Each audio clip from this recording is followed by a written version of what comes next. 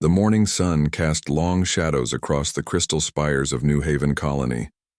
The towers gleamed like diamonds against the purple sky of Kepler 442b. Elder Vexthar stood on the observation deck of the central command tower, watching his people go about their daily work. The Zephyrians moved with grace between the crystal structures, their translucent bodies catching and reflecting the light in beautiful patterns. It had taken 3 years to build this colony. 3 years of careful terraforming, of growing the crystal gardens that would sustain his people, of creating a new home far from the crowded worlds of the inner systems. Vexthar felt proud as he watched children play in the crystal parks below. This was what the Zephyrians did best. They brought life and beauty to empty worlds. The peace shattered when the alarms began to scream. Vexthar rushed to the command center where his staff clustered around the scanning screens. The images showed massive ships dropping out of hyperspace around their planet. Hundreds of them. Dark, angular vessels that looked like weapons themselves. Vexkar Empire, whispered Communications Officer Zilmoth, her crystalline face turning, pale blue with fear. A full destroyer fleet. Vexthar's heart sank. Every species in the galaxy knew about the Vexkar. They swept through star systems like a plague, taking what they wanted and destroying everything else. They showed no mercy to civilians. They took no prisoners. How long until they reach us? Vexthar asked. Orbital bombardment will begin in 4 hours, reported Defense Coordinator Thexnal. Our shields can hold for maybe 2 days, maybe less. The Elder looked around at his terrified staff. These were scientists and engineers, not soldiers. They had built this colony to grow food and raise families, not to fight wars. Their few defense systems were meant to stop asteroids, not a military invasion. Send the evacuation order, Vexthar said quietly. Get everyone to the underground shelters. Seal the crystal gardens. Maybe some of our work will survive even if we do not. As his people scrambled to carry out the evacuation, Vexthar walked to the communication station. His hands shook as he activated the emergency transmitter. The signal would go out on all frequencies, hoping someone, anyone, might hear their call for help. This is Elder Vexthar of New Haven Colony on Kepler 442b. He spoke into the transmitter. We are under attack by the Vexkar Empire. Our population is civilian. We have women and children here. We need immediate assistance. Please, if anyone can hear this message, we need help. 3 sectors away, Captain Ryan Carter was drinking his morning coffee on the bridge of the USS Liberty. The exploration ship had been mapping star systems for 6 months, far from any major trade routes. It was quiet work, peaceful work. Carter liked it that way after his years in the Merchant Marine. Captain, called Lieutenant Pete Johnson from the communications station. I'm picking up a distress signal, very faint. Looks like it's coming from the Kepler system. Carter set down his coffee cup. Put it through the speakers. The bridge fell silent as Vexthar's desperate voice filled the air. The message was broken by static, but the fear in the alien's voice came through clearly. Can we clean that up? Carter asked. Working on it, sir, Johnson replied, his fingers flying over the controls. The signal is very weak. They must be broadcasting with limited power. Commander Lisa Brooks stepped up beside Carter's chair. She was his second in command, a former military officer who had joined the exploration service for the same reason. Carter had. She was tired of conflict. Sir, if that's really a Vexkar fleet, we're talking about thousands of ships. We're just one exploration vessel with light weapons. Carter nodded grimly. The USS Liberty carried a crew of 43. They had basic defensive systems and a few missile tubes. Nothing that could stand against a military fleet. But as he listened to the alien's pleading voice, Carter remembered something his father had told him years ago. A man's worth isn't measured by what he can do when it's easy. It's measured by what he does when it's hard. Johnson, can you boost our signal strength? Carter asked. Yes, sir. Why? I want to send a message on all human emergency frequencies. Every ship, every station, every colony within range. Brooks looked at him with worry. Ryan, what are you thinking? Carter stood up and walked to the communication station. I'm thinking that someone just asked for help and we're humans. We don't turn our backs when people are in trouble. He took the transmitter from Johnson. This is Captain Ryan Carter of the exploration vessel USS Liberty. We have received a distress call from civilian population under hostile military action at Kepler 442b. The attackers are identified as Vexcar Empire forces. Any human vessel capable of providing assistance, please respond immediately. We are changing course to provide aid. Sir, Brooks said quietly. We could die. Carter looked at her, then at the rest of his bridge crew. Young faces, scared faces, but determined faces too. Lisa. My grandfather fought in the Earth-Mars conflicts. He used to tell me that humans have one thing that makes us different from every other species in the galaxy. We show up. When someone needs help, we show up. He turned back to the communication station. Johnson, plot a course for Kepler 442b, maximum speed. Aye, sir. Course laid in. Engineering, give me everything the engines can handle. We've got people who need help. The USS Liberty turned toward the Kepler system. A single small ship racing toward impossible odds. But Captain Carter knew something that the Vexcar didn't understand about humans. When one human heard a call for help, others would follow. In the depths of space, the Liberty's emergency broadcast spread outward at light speed, carrying a simple message across the void. Someone was in trouble. Someone needed help. And humans were coming. Captain Ryan Carter stood on the bridge of the USS Liberty, staring at the navigation display. They had been traveling toward the Kepler system for 18 hours. The distress signals from the alien colony were getting weaker. Time was running. Out, Captain, Lieutenant Johnson called from his station. I'm detecting ships dropping out of hyperspace nearby. Carter's heart jumped. Hostile vessels? No, sir. They're broadcasting human identification codes. On the main screen, a battered cargo ship appeared. Its hull was scarred from years of hauling freight between the outer colonies. The name painted on its side read MSV Dakota. This is Captain Jake Morrison of the Dakota, came a voice over the radio. Got your emergency broadcast, Liberty. We're here to help. Carter felt a surge of hope. Dakota, this is Carter. What's your situation? We were hauling mining equipment to the Tau Ceti colonies when we picked up your signal, dumped our cargo and came running. My crew used to be military. We know how to fight. Before Carter could respond, another ship materialized. Nearby, this one was huge, sleek and white, a passenger liner built to carry thousands of people between star systems.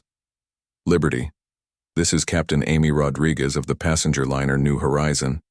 We heard someone needed help. Carter stared at the massive ship. New Horizon, you're a civilian vessel. You should stay clear of the combat zone.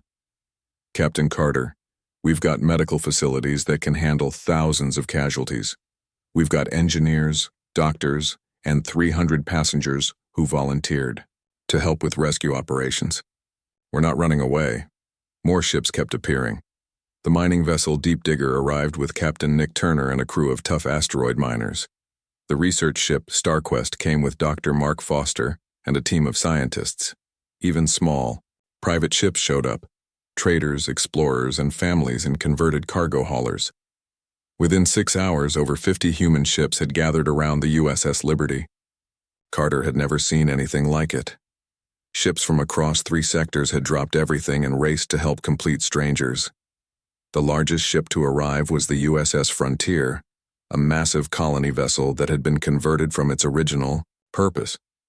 Its captain, Sam Williams, was a legend in human space. He had fought in every major conflict of the past 20 years. Carter, this is Sam Williams. Sorry we're late. Had to make a stop to pick up some friends. The Frontier's cargo. Bays opened and smaller ships poured out. Fighters, gunboats, and assault shuttles, all crewed by volunteers who had joined Williams for the rescue mission. Captain Williams, how many people do you have aboard? Carter asked. About 800 volunteers. Former soldiers, Marines, engineers, medics. Word spread through the veteran networks pretty fast. Turns out a lot of old warriors still remember how to fight for the right reasons. Dr. Helen Foster, The chief medical officer aboard the New Horizon established a communication link between all the ships. She was a small woman with gray hair, but her voice carried the authority of someone who had saved lives in the worst conditions imaginable. All ships, this is Dr. Foster. I'm setting up a coordination center aboard the New Horizon. We need to organize this rescue operation properly. Medical ships form up on my position. Combat vessels report to Captain Williams. Support ships coordinate with Captain Carter. As the human fleet organized itself, more ships continued to arrive. The final count reached 300 vessels of every size and type. Cargo haulers, passenger liners, mining ships, research vessels, private yachts, and even a few outdated military ships that had been sold to civilian owners. Captain Carter transferred to the frontier to meet with the other commanders. The ship's war room was packed with captains, doctors, engineers, and soldiers. Many of them had never met before, but they all shared the same determined expression.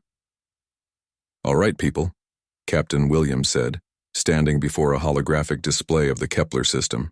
"Let's talk about what we're facing." The display showed the planet surrounded by Vexcar ships. Hundreds of dark destroyers orbited the world, bombarding the surface.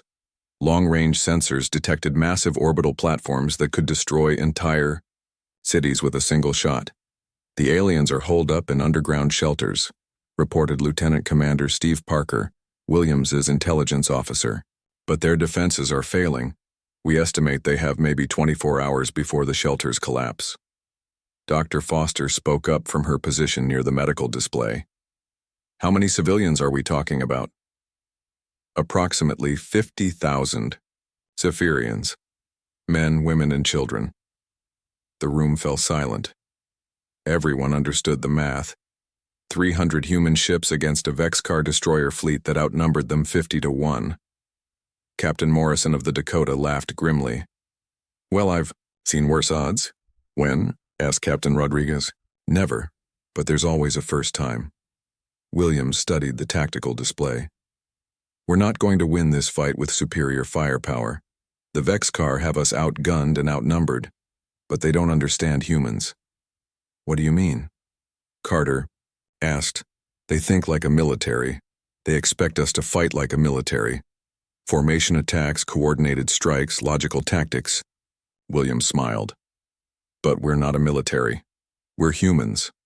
And humans don't fight fair when innocent people are dying."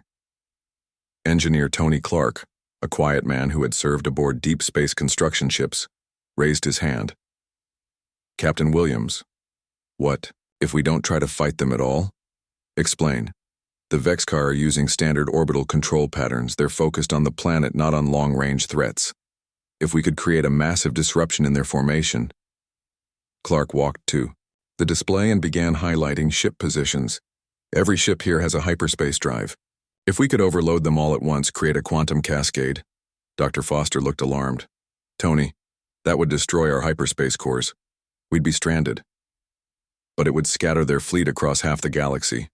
Random hyperspace jumps, with burned-out navigation systems. They'd be lost for months." The room buzzed with discussion. Williams held up his hand for silence. "Let me make sure I understand.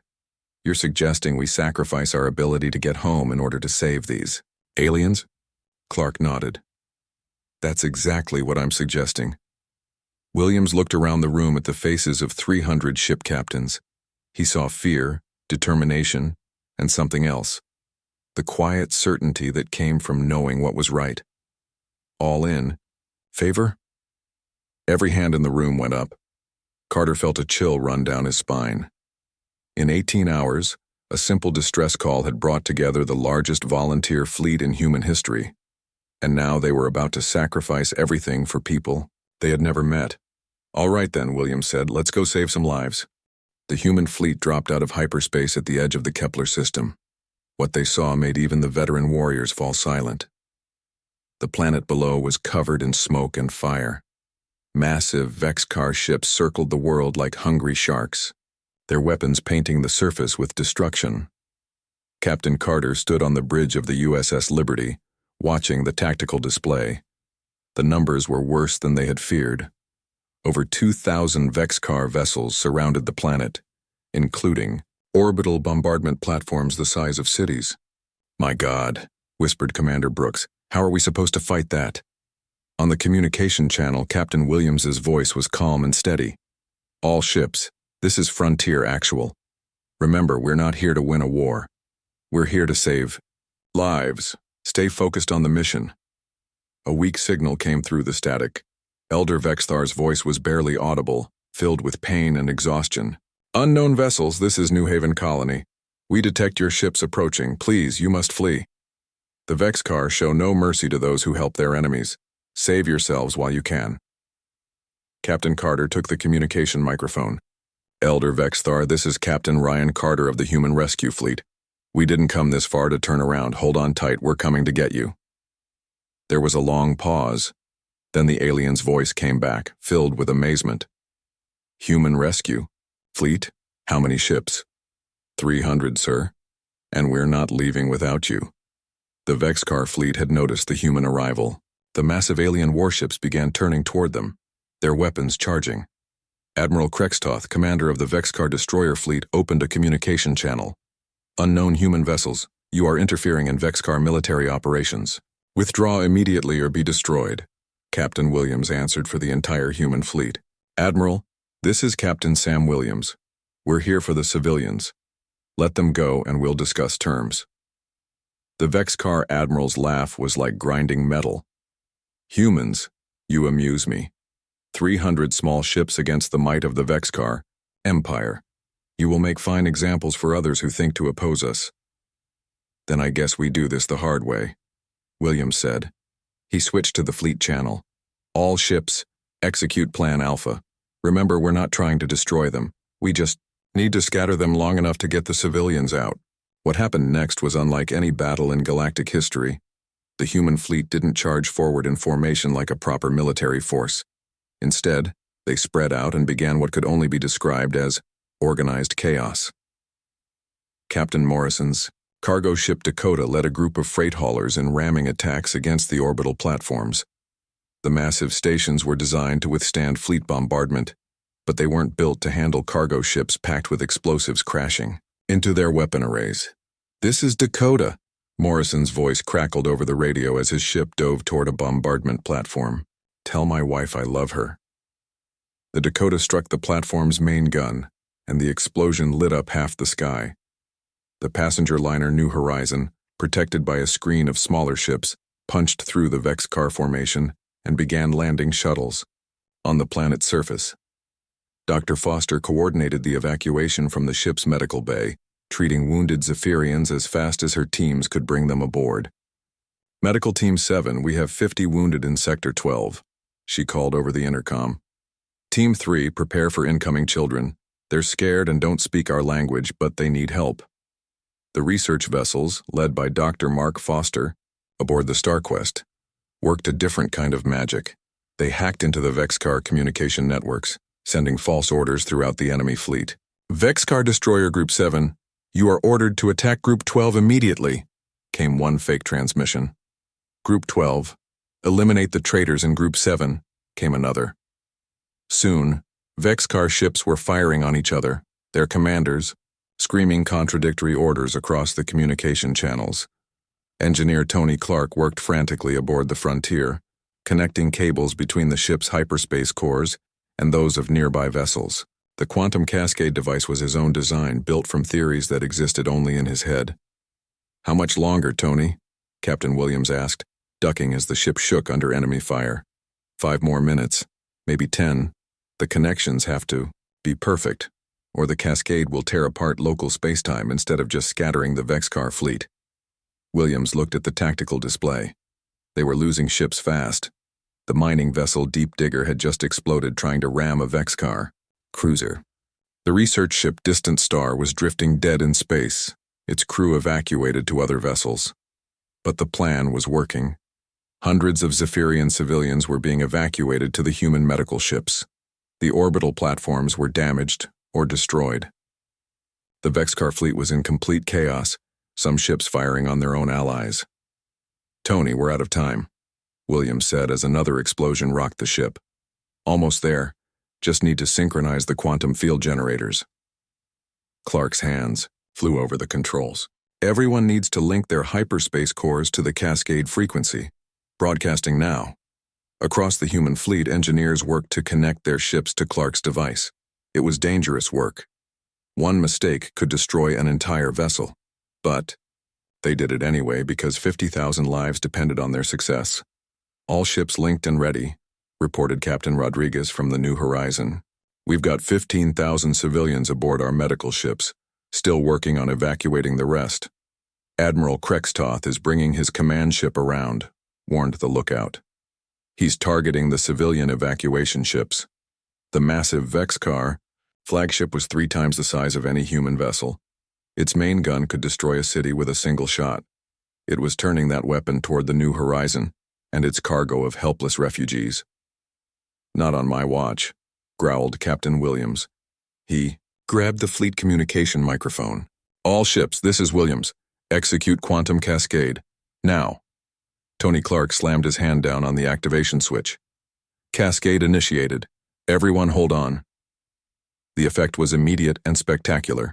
Every hyperspace core in the human fleet overloaded at exactly the same moment, creating a massive distortion in space-time. The Vexcar ships caught in the quantum wave vanished one by one as their navigation systems were fried, and they jumped randomly into hyperspace. Admiral Krextoth's flagship disappeared just as its main gun fired, the shot going wild into empty space. Within minutes, the entire Vexcar fleet was gone, scattered across dozens of star systems with no way to navigate home. But the victory came at a terrible price. Every human ship was now running on emergency power. Their hyperspace drives burned, out and useless. 300 vessels were stranded thousands of light years from home with no way to return. Captain Carter looked around his bridge. His crew was exhausted but smiling. On the main screen, he could see the planet below, no longer under bombardment. The fires were going out. The Zephyrians were safe. "Sir," Lieutenant Johnson reported, "we're receiving messages from the planet. The aliens want to thank us." Elder Vexthar's voice came through the speakers, filled with tears of gratitude. "Human fleet, we cannot express what you have done for us. You sacrificed everything to save people you had never met. How can we ever repay such kindness?" "Captain," Williams answered for all of them. "Elder, you don't need to repay anything. We're humans. Helping people who need help is just what we do." The human fleet hung in space around the rescued planet, stranded but victorious. They had saved 50,000 lives, but they might never see home again. As Carter looked at the faces of his crew, he saw no regret in their eyes, only the quiet satisfaction of people who had done the right thing, no matter the cost. 3 weeks had passed since the battle. The human fleet still hung in space around Kepler 442b, their ships dark and quiet. Emergency power kept life support running, but little else worked. The hyperspace drives were completely destroyed, leaving 300 vessels stranded far from home. Captain Carter stood in the observation deck of the USS Liberty, looking down at the planet below. The Zephyrian cities were healing.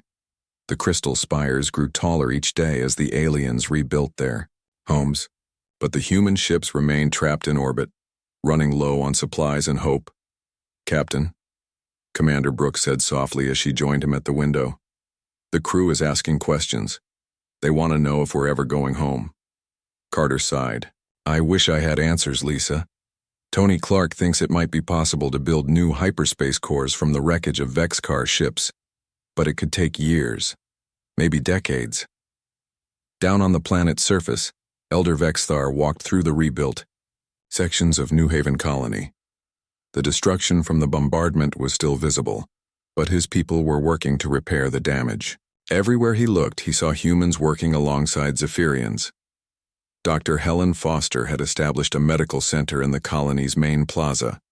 Her human doctors worked day and night treating Zephyrian civilians who had been injured in the attacks. She had trained Zephyrian healers in human medical techniques, and they had taught her about crystal healing methods. "Dr. Foster," Elder Vexthar approached the gray-haired woman as she finished treating a young Zephyrian child. "How are your people handling their situation?" Helen looked tired, but her eyes were kind. "They're scared, Elder. Most of them have families back on Earth in the colonies. They don't know if they'll ever see them again. But they're not complaining. Every human I've talked to says the same thing. What do they say?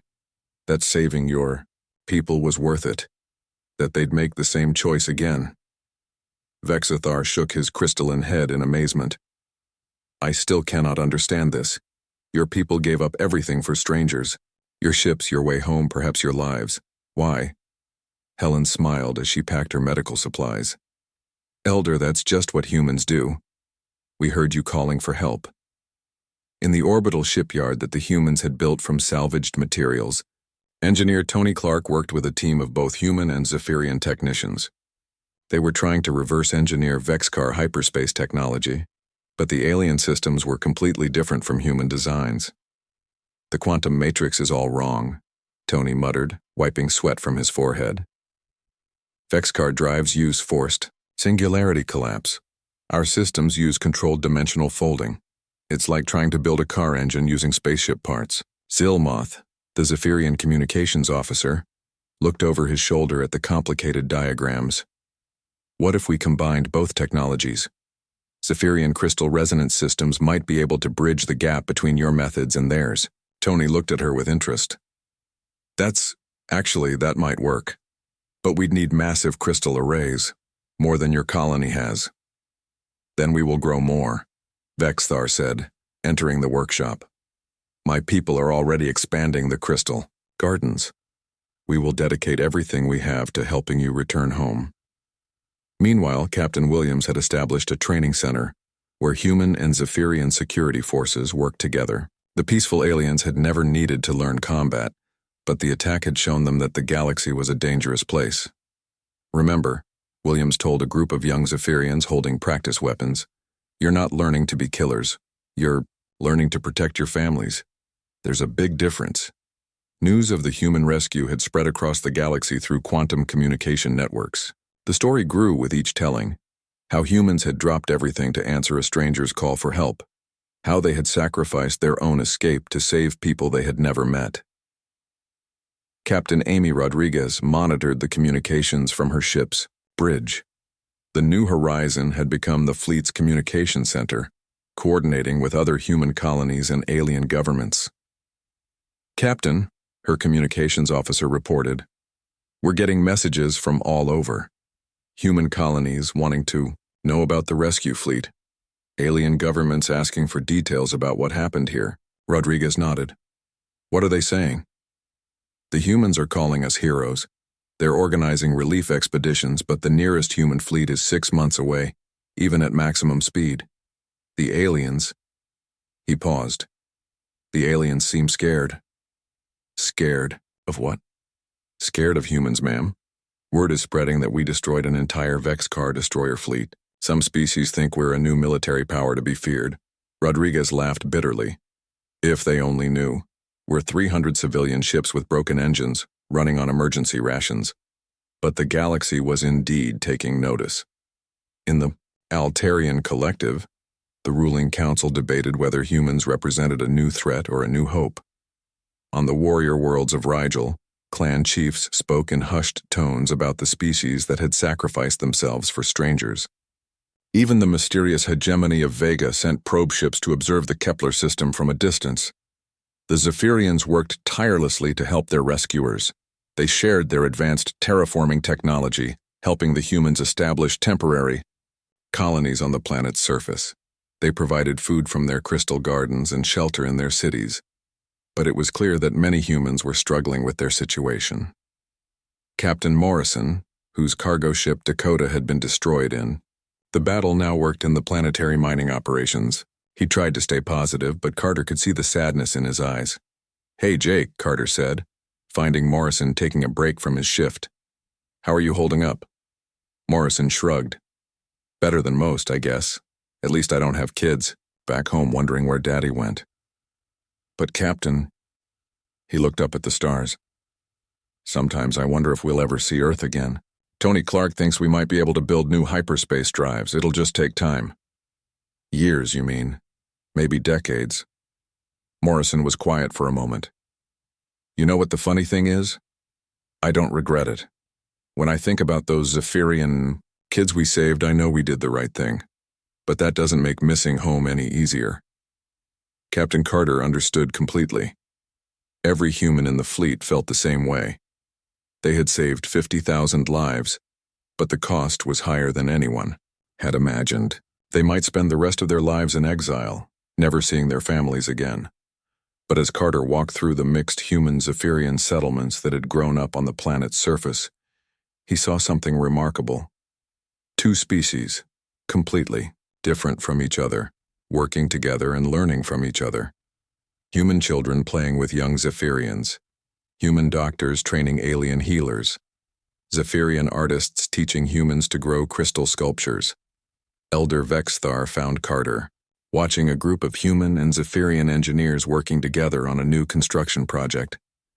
"Captain Carter," the elder said, "I have been thinking about what your Dr. Foster told me, that humans help because it is simply what you do, but I think there is more to it than that."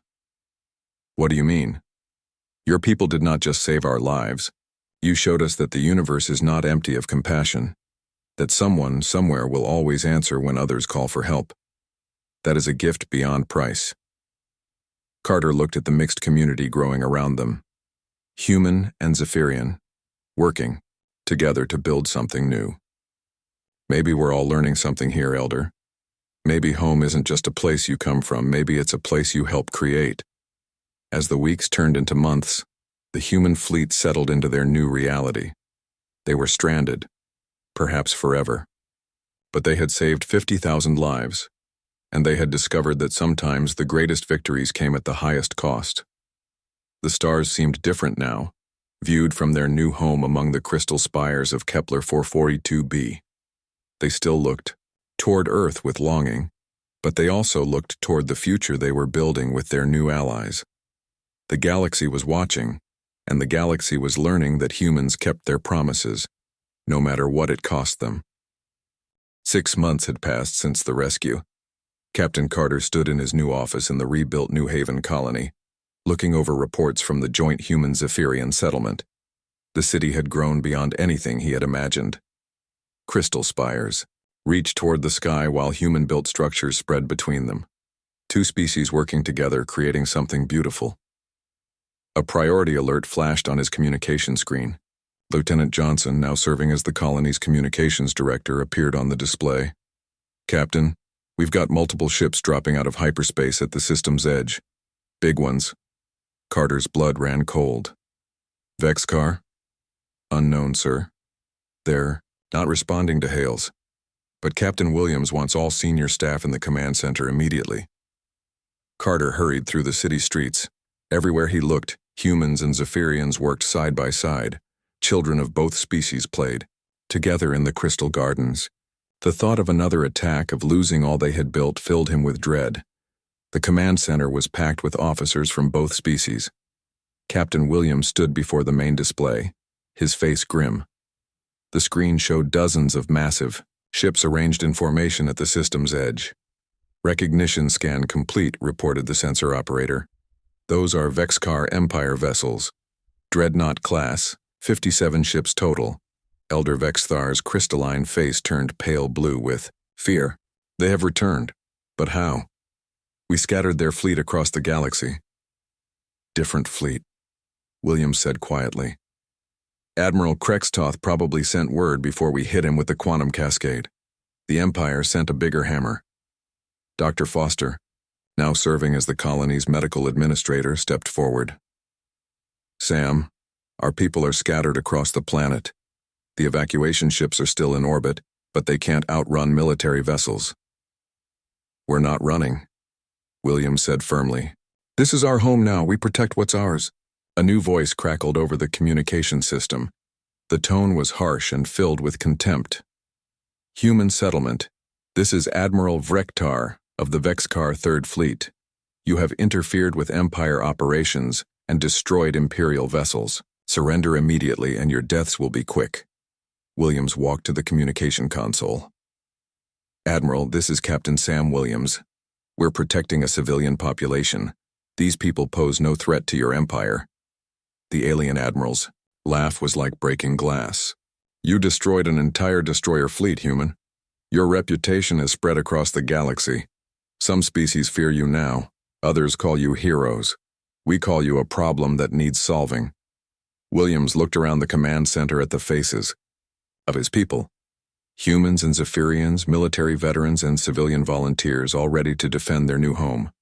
Admiral, we're not looking for a fight, but if you bring one to our doorstep, you'll find us ready. 57 dreadnoughts against your broken civilian ships? You amuse me, human. You have 1 hour to surrender or we begin orbital bombardment. The communication cut off. The command center fell silent except for the hum of computers and the quiet breathing of scared people. Orders, sir? Asked Captain Morrison, who now commanded the planetary defense grid. Williams studied the tactical display. The odds were even worse than before. 57 dreadnoughts against 300, damaged civilian ships and a handful of planetary defense platforms. We do what we always do, Williams said. We protect the innocent. All ships, prepare for... An alarm interrupted him. New contacts were appearing on the sensors. Ships dropping out of hyperspace all around the system. Hundreds of them. Sir, the sensor operator called out, his voice filled with amazement. I'm detecting massive fleet movements. Ships from multiple species. They're taking positions between us and the Vexcar fleet. The main screen split into multiple displays. Sleek Altarian medical ships formed a protective screen around the planet. Massive Rigelian battlecruisers moved to intercept the Vexcar dreadnoughts. Even the mysterious ships of the Vega hegemony appeared at the system's edge. Elder Vexthar stared at the display in shock. I do not understand. Why are they here? A new voice came over the communication system, calm, musical, and speaking in perfect galactic standard. Vexcar fleet, this is Ambassador Thiella of the Altarian Collective. You are ordered to withdraw from this system immediately. Admiral Vrektar's response was filled with rage. Altarians, you dare interfere with Empire justice? We dare defend those who answered our call for help when we needed it most, came another voice. This one was deep and rough, a Rigelian war chief. 6 months ago, humans heard strangers calling for aid. They sacrificed everything to save people they had never met. Today, those strangers are not alone. More voices joined the communication channel. Species from across the galaxy, all speaking the same message. They had come to protect the humans who had given up everything for others. Admiral Vrektar, came a cold mechanical voice that made everyone shiver. The Vega hegemony never spoke to other species. Your fleet will withdraw or it will be destroyed. The humans have earned our protection. Captain Carter stared at the display, hardly believing what he was seeing. The rescue fleet that had answered one distress call had somehow inspired dozens of species to come to their aid. The galaxy itself had answered their call for help. Admiral Vrektar's voice was no longer confident. This is not possible. No species would risk war with the Empire for a handful of humans. You are wrong, Elder Vexthar said, taking control of the communication system. These humans taught us that the universe is not empty of compassion. They showed us that someone will always answer when others call for help. Today we answer their call. The Vexcar fleet held position for several tense minutes. 57 dreadnoughts against hundreds of ships from dozens of species, all united in a single purpose. Finally, Admiral Vrektar's voice returned, filled with defeat. Vexcar Third Fleet, withdraw to hyperspace. Mark this system as protected. 1. By 1, the Vexcar ships disappeared into hyperspace. The threat was over. Captain Williams slumped in his chair, exhausted by the tension. I can't believe it, they actually backed down. It's more than that, Dr. Foster said, looking at the tactical display. Look at what's happening. The alien fleets weren't leaving. Instead, they were organizing into a permanent defense network around the system. Medical ships, supply vessels, and construction platforms were moving into orbit around the planet. Ambassador Thiella's voice returned to the communication system. Captain Williams, the Altarian Collective formally requests permission to establish a permanent embassy in your colony. We wish to learn more about human medicine and humanitarian practices. The Rigelian war chief's voice followed. Humans of Kepler, the warrior clans of Rigel offer our protection. Any who threaten you, threaten us. More offers came in. Trade agreements, cultural exchanges, mutual defense pacts. Species that had never worked together were uniting around the small human colony that had sacrificed everything for strangers. 1 year later, Captain Carter stood on the observation deck of the New Haven space station, the largest structure ever built by a coalition of species. Through the windows, he could see ships from across the galaxy coming and going. The Kepler system had become the unofficial capital of galactic cooperation. A priority message appeared on his personal communication device. The sender was listed as Earth Command. Captain Carter, this is Admiral Patricia Hayes of the Earth Defense Force. Our deep space exploration fleet has finally reached your position. We're here to bring you home. Carter smiled as he looked out at the thriving multi-species community that had grown around their little colony. Human children played with alien youngsters in parks that mixed earth plants with crystalline Zephyrian gardens. Scientists from dozens of species worked together in research facilities that were advancing knowledge at an incredible pace. Admiral Hayes, this is Captain Ryan Carter. Thank you for the offer, but we're already home. Captain, I don't understand. Don't you want to return to Earth? Carter looked around at everything they had built. A place where any species could call for help and know that others would answer. A place where the galaxy had learned that compassion was stronger than fear. Admiral, we've got something good here, something the galaxy needs. Besides, someone has to keep the welcome mat out for anyone else who might need help. Later that evening, Carter met with Elder Vexthar in the Crystal Garden, where they had first shaken hands after the rescue. The old Zephyrian was tending to a new variety of crystal that grew in spirals reaching toward the stars. Do you ever regret it? Vexthar asked. Giving up your old life to save us? Carter thought about the question as he watched ships from 100 different worlds moving through the space around their planet. Each one represented a species that had learned the same lesson the humans had taught them.